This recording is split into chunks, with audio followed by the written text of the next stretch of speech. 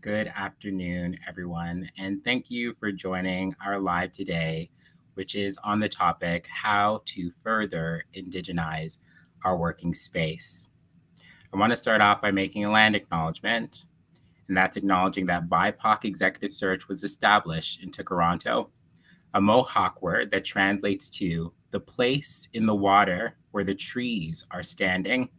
It has been and continues to be the home of the Chippewa, the Wendat, the Haudenosaunee, the Anishinaabeg, the Mississaugas of the Credit, and many other First Nations, Inuit, and Métis peoples. The area covered by Treaty 13 is signed with the Mississaugas of the Credit. For time immemorial, the lush waterways, rich soils, and purifying effects of the Great Lakes have made it a place of abundance for food, medicines, knowledge, and cultural exchange and commerce for Indigenous peoples. For those of us at the firm who are non-Indigenous, we will commit to honoring Indigenous ways of being and knowing by slowing down to examine our relationship to land, ecology, and ancestry. We will research and learn about the original caretakers of the lands. We will reflect on how we arrived at this land. Now, National Day for Truth and Reconciliation holds immense significance in the pursuit of healing and reconciliation within a nation. And this day, which is often observed on September 30th here in Canada, serves as a reminder of the historical injustices and systemic oppression faced by Indigenous peoples. It offers an opportunity for all Canadians to reflect on the dark chapters of this nation's history, including the legacy of residential schools where Indigenous children were forcibly separated from their families and also their cultures and languages. Through the acknowledgement of these painful truths, National Day for Truth and Reconciliation facilitates a collective reckoning with the past for all of us, urging the country to confront the role it has played in perpetuating injustices and discrimination. I also want to state that the day underscores the urgent need for reconciliation efforts that prioritize meaningful dialogue, understanding, and unity between Indigenous and non-Indigenous communities. It serves as a platform for education and awareness, encouraging individuals and institutions to engage in meaningful conversations about Indigenous rights, land, and culture.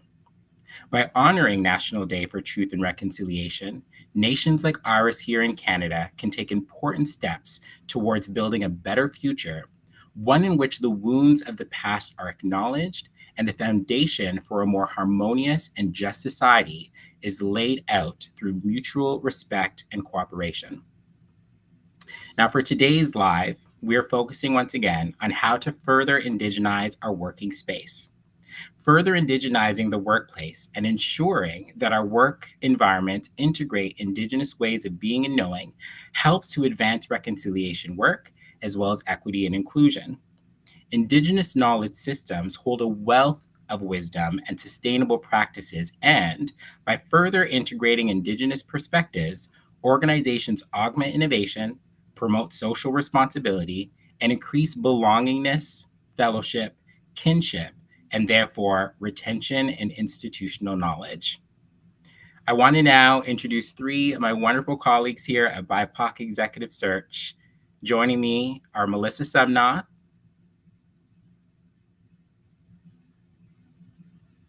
Avery Jackman,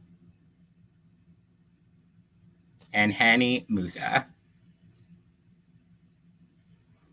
Welcome to each of you, and thank you for joining me on this panel. So, let's begin by having each of our wonderful team members here introduce themselves. And I really want the audience to pay attention to the introductions because the introductions are definitely informed by Indigenous knowledge keepers and really will give people tools in the introduction in terms of how they might want to approach theirs. So, Melissa, can we start with you? Of course, so great to see everyone. Hello to all folks that are watching. I'm Melissa Sumnoth, she, her, L. I'll share a little bit around my social location, a little bit around my worldview, and then a little bit around my approach to this work. So my ancestors originally come from India. And in India at the time, there was a famine going on. It was being colonized. The colonizers went into pretty poor villages to convince folks to come with them. Now, interesting, depending on who you ask, my dad, for instance, would say left through indentured laborship. I spoke with someone who comes from a village where folks left. She would say taken. I spoke with someone else and they said chosen by the colonizers because you see, my family comes from a family of rice farmers. And in Guyana, slavery was just abolished. And so they needed someone to work the land. So I share this with you because, my ancestors go onto a boat now for the voyage to Guyana. There was no GPS at that time, right? And so, when I think about my own indigeneity and my own lineage, I can't trace that back because of colonialism. I don't know exactly what village we're from. I don't know if we still have family there. And that work is still being unearthed. So that's the Indo part of Indo-Guyanese Canadian. The Guyanese part now, the context is it was also colonized by the British. Now, Guyana is a gorgeous country. It's got some of the most untouched rainforest. But of course, the land that was promised to folks, there was already folks that were occupying and taking care of that land, the Indigenous folks. So it wasn't their land to promise in the first place. Um, some pretty old techniques were used around pitting people against each other so that there would be infighting, so that folks wouldn't notice what was going on in government. And, I'm always very aware when I see that happening today so that history doesn't repeat itself. Only a few ancestors stayed in Guyana before leaving. My parents left around the same time and actually met on a streetcar here in Toronto. And so that tells me my soul was meant to be here. I'm firstborn on this land. I'm on Treaty 13 territory in Toronto. So that's part of my social identity. My approach to this work is really born out of a few things that come before even my working time, which means that, I call in the spirit of my great grandmother, Budni Kalu. I invite folks that are watching to put in the comment of an ancestor that you want to call in to this conversation as well. So I lived in a multi-generational household. I am the eldest of 4 sisters and one of 35 cousins. And that means a lot of things. But my love of people dynamism was born out of that. And so I nurtured that in school, sociology. I'm a certified adult learning and development practitioner, and in the last 18 years in people and culture. And I'm mindful of how I name that, people and culture, because it's about both of those things. They're in tandem with each other. And so my approach to that work is when we center humanity and values like kindness and dignity, respect along a candidate experience and an employee experience, magic comes from that place. So I've been able to support a lot of organizations around that, whether it's attraction and selection or intentional organizational design or coaching, and also partner here at BIPOC Executive Search. Thanks, Jason. Back over to you. Thank you so much, Melissa, all of the wonderful layers that you brought in. And I'm going to now turn it over to AJ or Avery Jackman, however you would like to introduce yourself to our audience. Absolutely. Hello, everyone. Good afternoon. My name is Avery. I use they, he pronouns, and I'm just really happy to be here with all of you to share some space and speak about this very important conversation with you. How I like to introduce myself is to speak as to how I got to where I am in this moment. And so to be brief, I am the youngest. I was born and raised in the suburbs by two loving Caribbean parents, one from Jamaica and one from Trinidad. My lineage spans across the entire Caribbean, as well as Europe, as well as in Africa, and as well as in Asian continents, Asian countries. And I was also raised by a community, a vast community of various different people that brought me here to this moment, to this day. Amongst other things, I am also an artist. I am a dancer. I'm a creative. I'm a mover. What that means for me is that I absolutely implement community in all that I do. In community, particularly in the Toronto arts and culture scene, I am considered a godmother, and I'm very proud to be considered a godmother, part of my Artistic House of Telfar Canadian chapter here in the city. And what that does is, with my emphasis and with the emphasis with Indigenous sovereignty, this importance of communitarianism leads me and allows me to now create relationships with younger folks, older folks, but also having the privilege to be a leader amongst all things. So with that, I come to this panel humbly and ready to learn and share what I know, but also ready to receive everything that is coming towards me. So I'll pass it back to you, Jason. Beautiful, beautiful. Thank you so much, AJ. Hanny, we'll turn it over to you, however you'd like to introduce yourself. Thank you, Jason, and thank you both, Melissa and Avery, for sharing your position in this world. I'm the new kid, so my name is Hani Musa. I go by she, her. And if I introduce myself to you, my name actually consists of strings of my father's, his father's, and his father's names. So my name is Hani Muhammad Musa Sheikh Saleh Kabere, and I can go on like that. And the importance of that is to connect each of our generation to a long history of where we came from, which is Somalia. I come from a long line of storytellers, poets who traversed and left the country to forced migration to the civil war and landed across globally everywhere. We have a family pretty much connected any place on earth. And my family has chosen to call Takaranto their home. So having said that, that kind of gives you a bit of an understanding of my journey to this land and my also complicated relationship on a land that has been stolen. So, which have given me a lot of privilege and a beginning of a safe life from my first home, Somalia.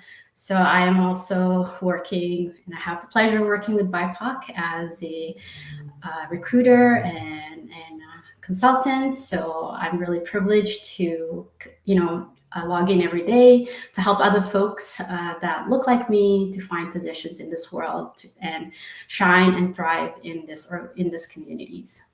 So I'm passing it back to you, Jason. Wonderful. Thank you so much for that, Hanny. Even you going into your naming and meaning behind that is extremely powerful. I'll make a brief intro as well. So Jason Murray, I use he, him, his pronouns. I'm the founder, president, managing partner here at BIPOC Executive Search, and have been in the search industry specifically for close to 20 years now.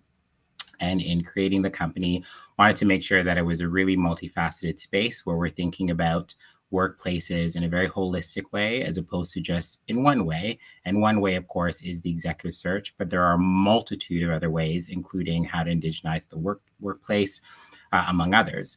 In terms of a personal location, I am the youngest of 7 siblings overall. So I have 4 brothers and 2 sisters, and I am the youngest.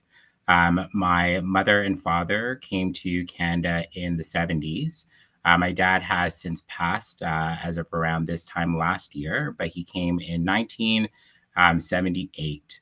And he has definitely navigated a number of challenges in order to ensure that even the rest of my family can come to Canada. So he came to Canada even before my mom got here. My mom then got here, and before my 2 sisters were able to get here, there was a long period before that can actually happen. And so the building blocks in terms of where I am today or where my family is today isn't lost on me in terms of all the sacrifices and the sweat and tears that came before. And when I think about the work that we are all here to do in our firm. I think about the fact that we have a lot of resources and a lot of privileges right now that our ancestors or generation before us and generations before them did not have at all. And we're still doing whatever they could to make for a much better future. So, thank you to my colleagues for being so open with our audience. I'm sure they all learned something about us personally and about how they might want to introduce themselves to others. So, let's get into some conversation here. While these forums and these panels are often designed to give people certain steps or how to's, and that can sometimes create a dynamic of expert learner, expert novice, we really want to make sure that we have a panel that is discussing some of our own experiences, some of our own stories, and some of our own examples that we've actually been exploring here to further indigenize the workplace. And in by people hearing these examples or stories or experiences, there's obviously going to be some things that resonate that you might say, I want to make sure that we have a similar experience, or I want to make sure that that can be a part of our story in our own workplace. So again, we're separating the professional or the expert and the learner and the novice. And we're really here to co-create and just talk about some of the stories and experiences that we've had. So my first question for my colleagues is, what have we been doing well here at BIPOC Executive Search to further indigenize our workplace? And so I'm going to go in the same order that I did for the introductions. And Melissa, can you start us off? What have we been doing well? Yeah, part of what I really love about our environment here is that it is a learning environment.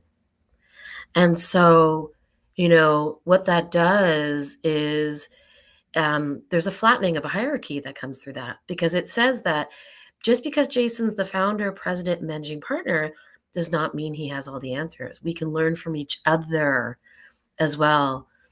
And the fact that the firm has carved out time within calendars so that we're able to learn from each other. So we call it our lunch and learns. And it's been on a variety of topics. One was around, bringing forward teachings and learnings from Indigenous scholars or elders, Indigenous-led organizations or artists as well. So that's what comes top to mind. I think we do that really well. Yeah. Excellent. Thank you so much, Melissa. And I do think that, it is really important for organizations where people might be in leadership positions to really understand the importance of being relatable. And that often means that you have to strip away a lot of what we think leadership is about. It is about being vulnerable. It isn't always about having all the answers. And it's about, as people hear me saying often, and others I know say it from time to time, sharing that mic. Other people need to actually be able to facilitate and lead. And I know that people have watched our lives and have seen other people in this very chair that I'm in. AJ, let's turn it over to you. Yeah, absolutely, Jason. This is such a great question because it allows me to also reflect on the years that I've had to be part of this firm, and thinking about where I was at the beginning of my journey and where I am now and what I've been able to also learn. So thank you for calling that in, Melissa, as well as in terms of us learning together. One thing for me that we've been able to accomplish here and to successfully, I would say, is the implementation of a reconciliation plan, and how we've turned our action items into real, tangible moments that we can all recollect together, that we've been doing together. One thing specific that I can share is the implementation of Indigenous scholarship into our facilitation. We've had the pleasure to go to numerous places and, of course, share our wisdom. And in the spirit of sharing wisdom, it's important to also recognize how knowledge has been colonized. And I think it's so beautiful as to how we've spent time reflecting on how we can share the truth and where it comes from. And so by doing that, when we bring Indigenous scholarship into our facilitation, into, let's say, our workshops, into how we teach, we are sending a message to those that are listening that we are not the originators of this information, and that there are folks before us who know much more than we do about the world around us. So, a great example of that is the power of storytelling. We know Indigenous folks, originated and cultivated the strength of storytelling, and how that, informs history and culture to this day. And so one of our lovely partners, Candice Frederick, for example, brought that to my mind while doing a workshop that I was planning for, in teaching folks the importance of storytelling, when it comes to, for example, say building your resume, right? And how those two can lend with each other, and allows us to open our hearts and build bridges. Despite it being in a professional setting, it still holds so much power and meaning. So I'll stop there. Yeah. Thanks so much, AJ.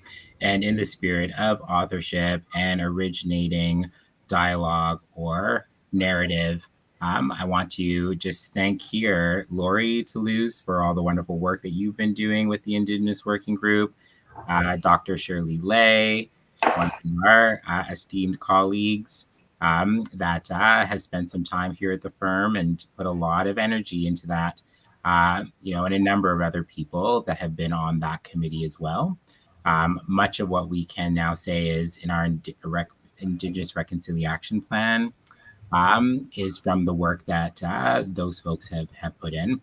Hani, over to you. What have we been doing well since you've been here? I think one of the things that I wanted to comment was the fact of creating an environment of safety. There is no work that can happen without having that as the bare bone foundation of anything that we do. So when you're thinking about all the work of the reconciliation, the training, the learning, all of that can't happen without creating a space that folks feel safe and being able to come in and be present and learn, and then also take away that responsibility to ensure that all our action reflect what we have learned and implement all the ways of being. So the other thing, to me, that was very refreshing is looking how the process of we go through the searches, how decolonized the whole process is, how we go about framing the job description, framing how we position the positions, especially when we're working with clients, and championing that spirit of decolonization. Because often, when we are in meetings and folks want to talk about the requirement for a job description, at the very core is, are really all of those just job descriptions required?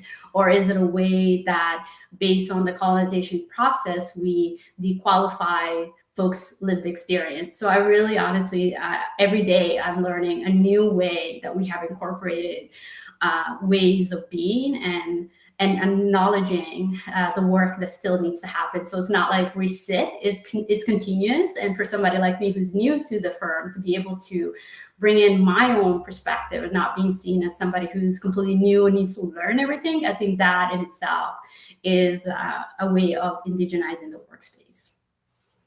Oof, I love that. Yes. And you were so right. A huge part of doing that is making sure that people feel safe, psychologically safe, emotionally safe, physically, like just really making sure that they can be fully present, because the environment is one where it's constantly being intentional about making that be the experience that people have.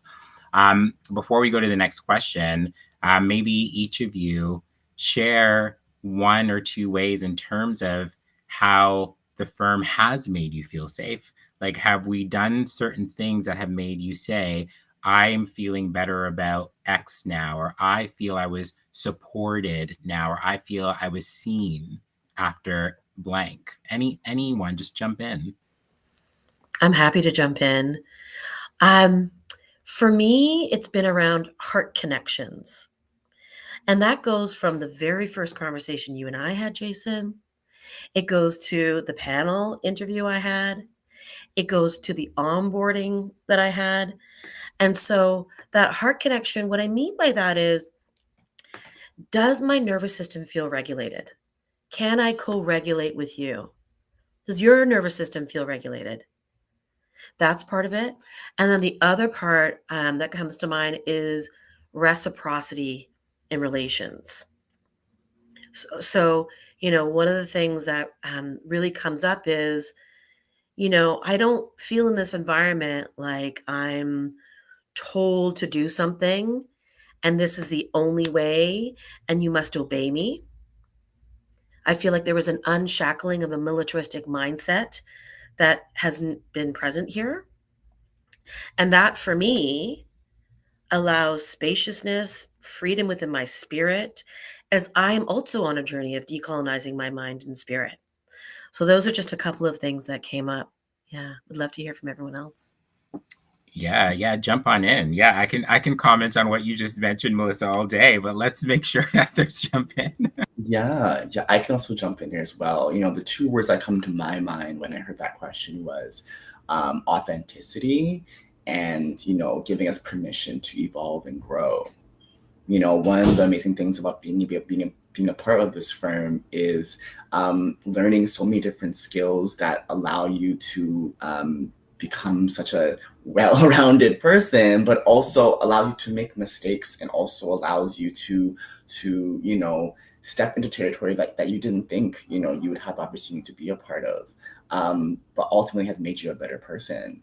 I think the authenticity piece for me is that everybody shows up exactly who they are, no matter what, and that has helped me in my own growth with my own self growth, coming into the firm as a young queer person, but also having lovely women of color that are surrounded by me, having an openly queer boss, that is huge, and then also having non-binary teammates, so it's one of those things where when you come into a space where everyone is just holistically themselves, you feel no choice but to also show up that way, and I think that's a blessing. Ooh, I love that. AJ, do you want to maybe just take a moment to just name a bit of your own evolution in terms of, where you started coming into the firm and just based on that openness that we all have here, where you are right now? Yeah, I mean, there's so many pieces that I could bring there. I could say, even just in terms of my responsibilities at the firm. So, for example, starting out as a project coordinator and researcher, and then, evolving into this influencer marketing position, this up and coming field that, I didn't realize I could be a part of, not understanding that, I've ordained to do this because of my lived experience. I could talk about even, my gender identity in terms of how, I step into the space, and, the evolution of, my pronouns. That's something that I'm obviously very open with sharing. And as well as, even my artistic career, being able to share, my wins, being in ballroom, and coming in and being able to share, hey folks, like, I accomplished this weekend, and having a team that gets me and loves me and supports me. So it's been such an incredible experience. And that's just a few things I would definitely share. Yeah. Amazing. For everyone watching, every time we meet as a team, AJ always has another ballroom win. That was a weekend of another balling and another win. Thank you so much, AJ. Henny, yes, in your short time here so far, how have you felt supported? How have things made you feel in terms of being seen, heard? How are we doing? For me, the ability of being vulnerable, right? So even when we were putting this panel together, for me to say, hey, I don't really know a whole lot. I'm still on the path of learning when it comes to this topic, and being able to be seen and somebody say, you know what, you still got something you can contribute. We can all co-learn together. And knowing that I'm gonna, with a bunch of folks that got my back, I think that in itself is something really healing. Honestly, it's healing from a lot of the traumas that I've worked in different organizations that I've endured, and coming into space where I can blossom and heal and grow and feel so well connected with folks that I just met in a month. And I want to hang out with every single one of you, possibly have you all moving into my house. That speaks to what safety looks like. I love that. Is that next for us? Are we all going to be living in the same place? That's great. So let's move on to the next question. So just for everyone watching, I was saying to the team here, I think part of leadership is being able to take feedback and being okay with, being told here are some ways in which there should be some changes so that there's some improvement. And so on this very topic, as we continue to look for ways to do better. In your opinion, so for the three of you, where does our firm need to improve so that we're doing better at further indigenizing our working space? Maybe I can start us off this Yes. time, follow the trend of that. When I think about uh, access and the amount of erasure of knowledge that has happened because of the trauma that so many communities have experienced, I think about the access to mentorship and leadership programs to help folks. I also think about, our relationship with the next generation. And I think about this quote that I heard that said, we don't inherit this world from our ancestors, we borrow it from the next generation. hmm So, what is our relationship with youth, with the land? How do we align even more our values um, to helping support and preserve land and people? And so I think there's an opportunity there from 7 generations thinking around further expanding in our youth services. And so I'll pause there. So that mentorship, leadership, access to that in ways that are affordable. And then that 7 generations mindset are two things that kind of surface for me here. Yeah, this is all really powerful, Melissa. Thank you so much. AJ, please share openly with me, with others, where can our firm improve as we want to be accountable? And so therefore speaking it openly so that this time next year we're doing even better. That's a really good question, because I think one of the most integral pieces of change is reflection and being open to, opportunities to grow. And so I love the fact that we're looking inward to make change. So I love that, Jason. For me, it's all about interaction.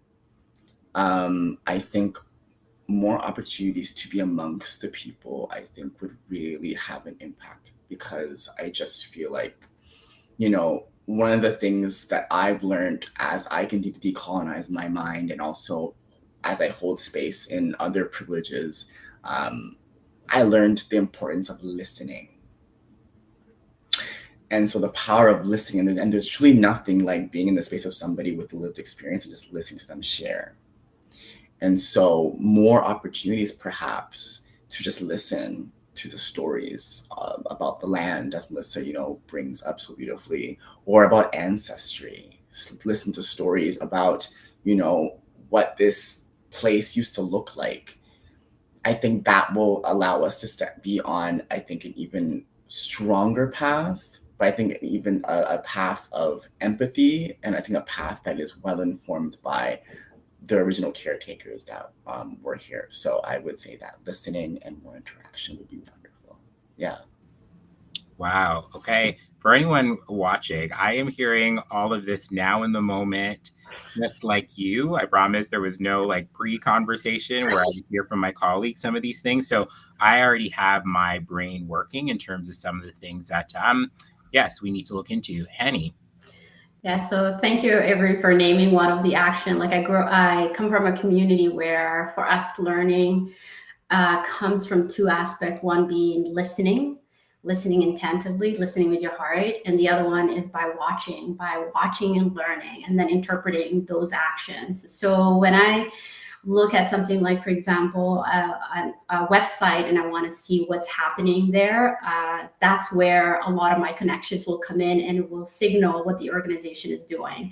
So for BIPOC, I would say one of the things that I want to see is, where is our corporate responsibility? Where is our information that lays out the work that we have done, so that not only we're creating a memory that is a collection of what the path and the road that the organization has gone through, but also lays the foundation for other folks that are searching for those meaningful connections to say, oh yeah, I've seen it, they've done it. And the second thing I would say I will add on to is continue doing more. So taking a page right out of impromptu games, yes, and so for sure, keep adding on to the amazing work that that we have already accomplished, and looking for ways to lift up other organizations, take other organizations along the path with us who are trying to do this work, who wants to learn, so that we can share our collective knowledge. So powerful. I love that we have on this panel, whether it's different generations or different amount of time that people have been with the firm, because even Hanny, you are coming in with a lot of fresh perspective. And sometimes we can get into our work and start to feel like some things are routine. And sometimes you really do need a very fresh lens to say, here are some other things, right? So even when you're saying, and yes, more, etc., there's lots more. And I love when you said watching, right? Like listening and watching, that is a huge part of the learning. And so what comes up for me is, yes, opportunities, of course, to gather more, but even gather more on land that almost has a bit of a field trip aspect to it, right? So that we are really grounding ourselves in spaces while we're learning about that space, and engaging with one another in that person, in person.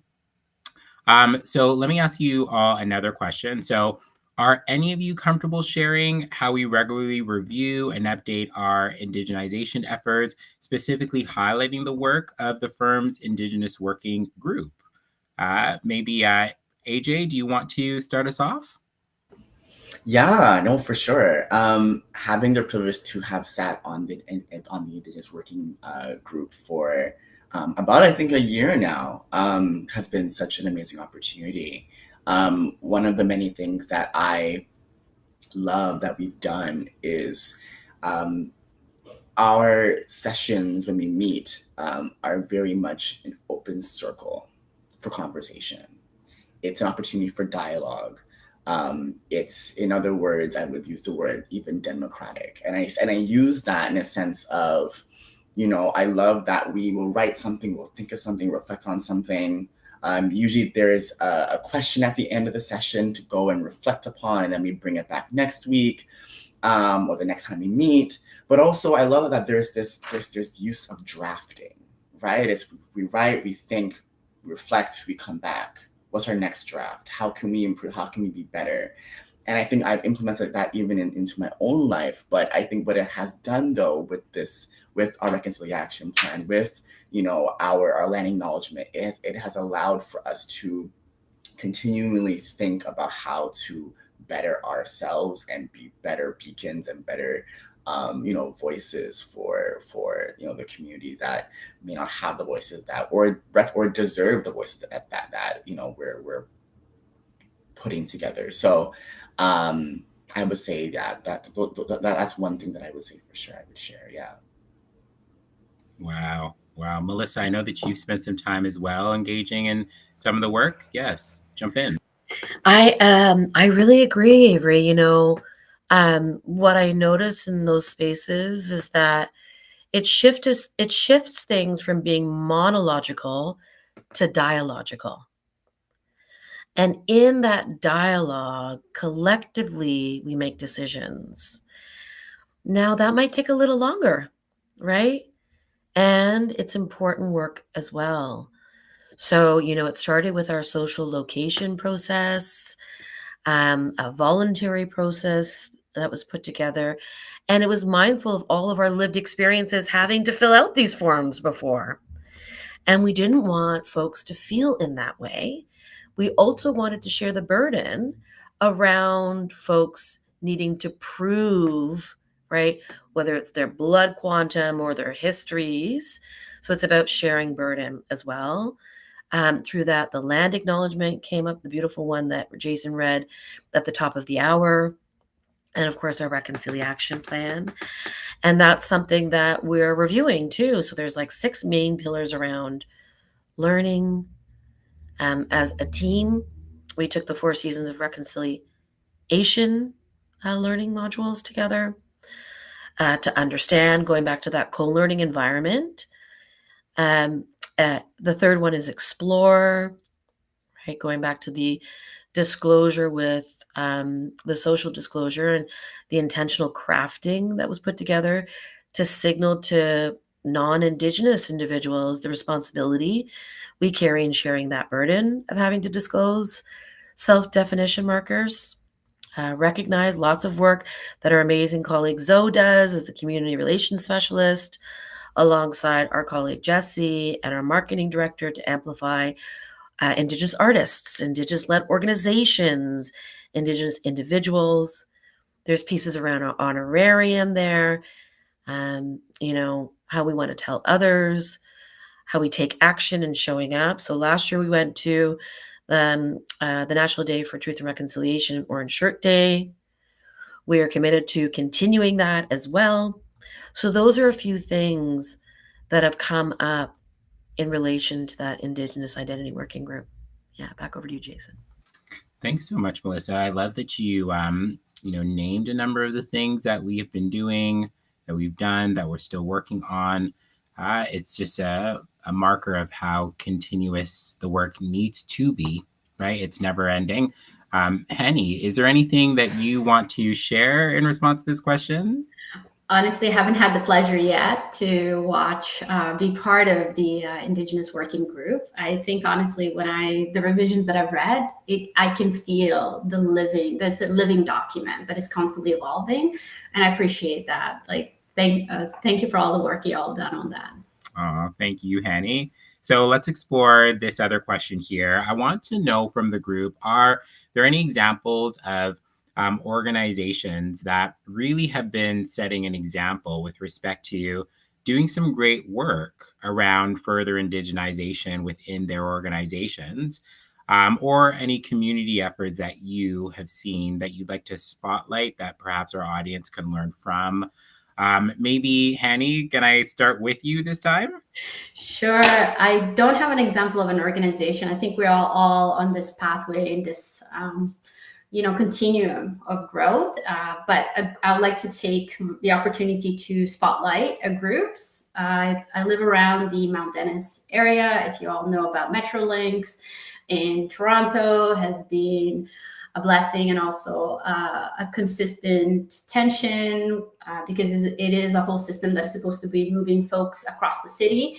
And one of the areas that is in the impact is basically from Weston all the way to Scarlett. That's like if you can think about it being the green lungs of a community that is really housed in these big high rises, and it's like the spot where we all go to have barbecues, to connect and play sports or whatever it is.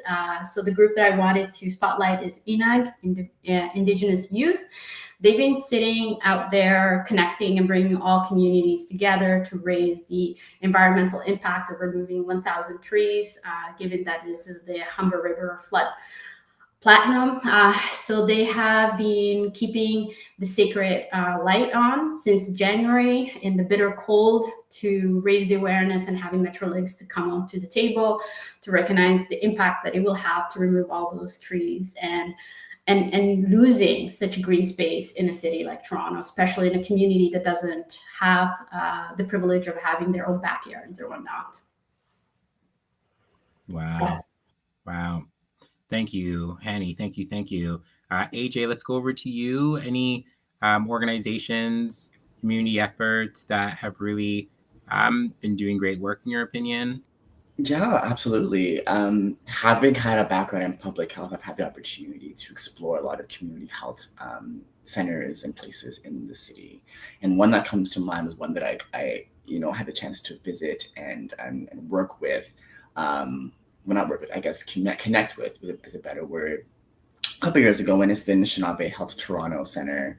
And they do phenomenal work in integrating Indigenous practices into health and healing. And I just want to bring into this space some of the roots of their work that I took some notes on, if you don't mind me sharing. Their number one rule is that healing and learning are synonymous. They believe that nature and creation is our first family and that it must be respected.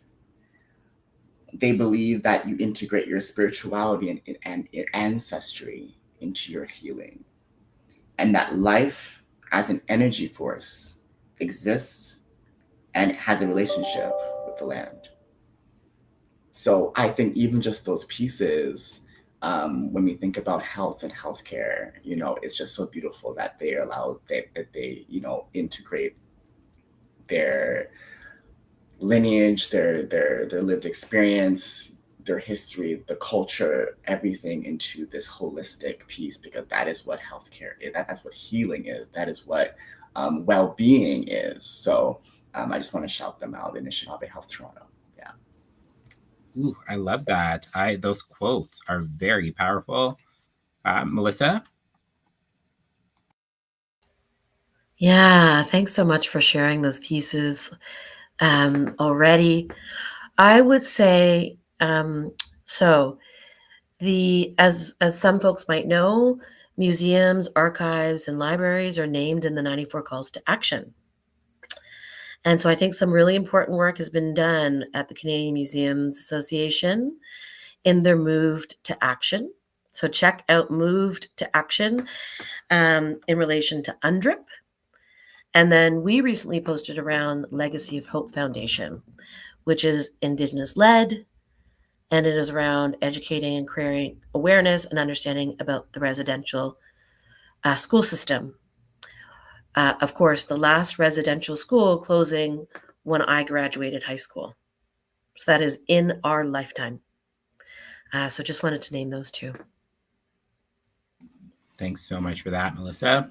And, I would name just working with some clients in the education space. I know that there's a lot of work that still needs to happen where decolonization is concerned and incorporating more Indigenous ways of being and knowing. OCAD University, I've worked with for many years, and I just have to sing their praises because they've been doing a lot of this work long before some of the conversations that many other organizations are having now, whether it's with cluster hires and really just making sure that indigeneity is a big, big part of their culture. And we are seeing a lot of other great organizations doing great work, such as University of Toronto Scarborough campus that's doing a lot of great cluster hires. And again, just having real intentionality behind a lot of the work that they're doing. And the list goes on and on and on. But thanks so much, team, for sharing some of those pieces. So I know that there are definitely individuals watching who really, really do like some takeaways, some steps, and things of that nature. And if you were listening to the conversation and taking notes, there's actually a couple takeaways already, and I'm just going to name some. Okay, so if people want to just start scribbling some things down to say, the wisdom of Melissa and Avery and Hanny contributed to me being able to further indigenize the workforce. So one of the pieces, the introductions. So people came to the introduction sharing pronouns, sharing their professional location, but they also shared their personal location and embedded some storytelling. And so you left with intros that made you feel a lot more about the individual outside of their title and all of what comes to mind when we hear title. We are much more than that, and we need to connect through being more open. Some of the terminology that came up is there's no hierarchy here. So people feel there is a flat structure. And even though there are different positions and different accountabilities and responsibilities, just human to human interaction, it feels like you're not having a conversation with someone who is above you in any way, right? You are both individuals traversing and navigating this mata matter that we call Earth together. And why not do it without the feeling of hierarchy? Lunch and Learns came up. So, an opportunity to be in continuous learning mode. And the beauty of teaching is that we retain a lot more knowledge when we're the one that has to teach it to other people. And so, by having regular meetings with your team and giving everyone an opportunity to lead a lunch and learn, and when we did these lunch and learn sessions, they really centered the Indigenous community, Indigenous wisdom, history, and so on and so forth, It really gives you an opportunity to learn a lot more by being a teacher. And then there's a plethora of information that you learn when everyone has their turn to share. There was mention of the reconciliation plan. So, in terms of strategy, in terms of what you want to make sure that you are being accountable to, design a reconciliation plan for yourselves. Ours is on our website. If you go to our contact page and you click on the hyperlinked word here, there's a lot in there that you can literally emulate.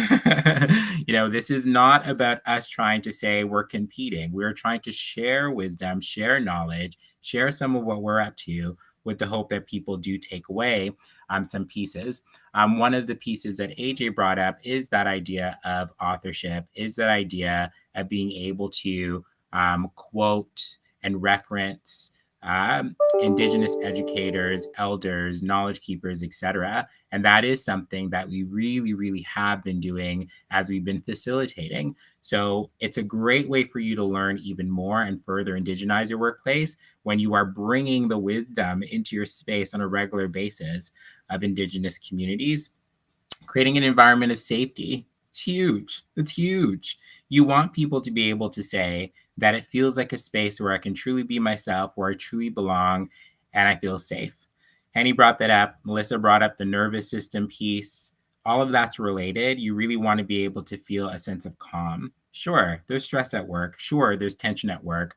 But if you are in an environment where you feel like that is surrounding you in an omnipresent way, where you feel like there's no one you can really go to, or there's no group or people that you can really speak to, or even just having conversations that, yes, sometimes feel tense, sometimes feel stressful, but you want to be able to still have those conversations knowing that you're still whole at the end of it for both sides.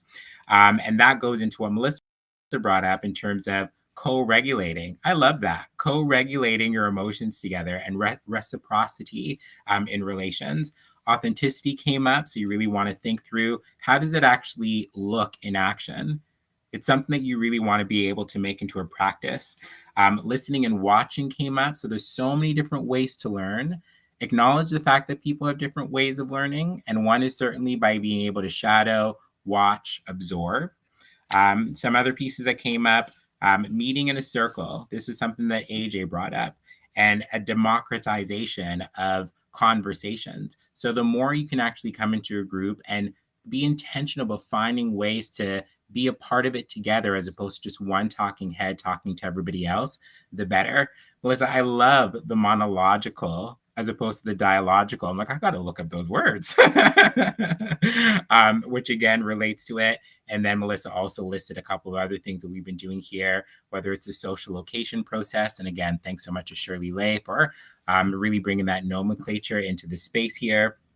And really trying to make sure that we are doing our part to identify and not having the burden on Indigenous communities who are being asked to do that in hiring processes. So the social location form is actually different in terms of how we put it out there than the typical self-identification. It's very, very different. And then the wonderful examples of some sectors and organizations and institutions that are doing some really great work if people want to look up some of those organizations to further emulate. So we really got a lot out of how we can further indigenize our workplace.